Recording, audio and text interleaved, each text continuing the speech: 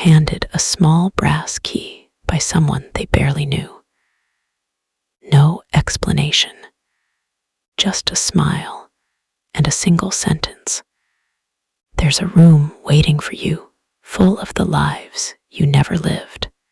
The door was tucked between two buildings that shouldn't have had space between them. It opened without resistance. The room beyond was vast, endless, like memory, but rearranged. Each door in the room led to a version of them. Not fantasy, not fiction, just choices they didn't take. Roads not walked, words not spoken, loves not followed, losses not met. They opened one.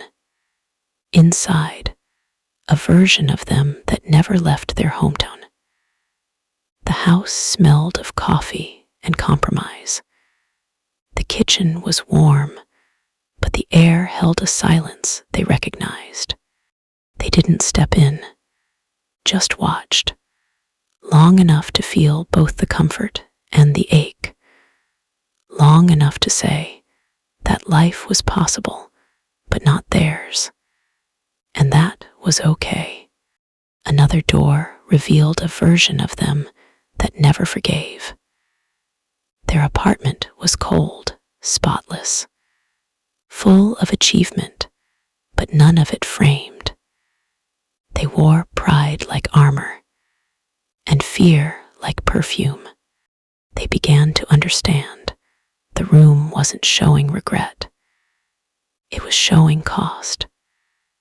Every life they didn't live taught them something about the one they had chosen, or hadn't yet chosen fully. In one room, they met a version who had taken every risk, bruised, broke, but laughing freely. The walls were cracked, but light poured in through every one of them.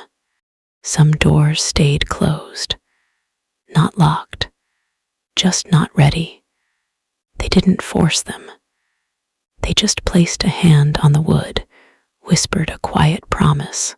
One day, at the center of the room was a mirror.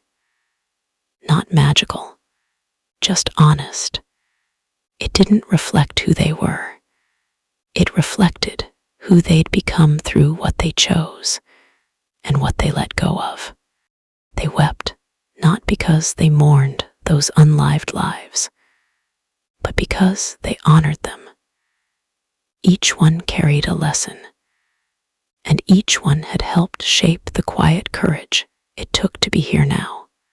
Before leaving, they opened one last door. It led nowhere, just a white space with a single chair.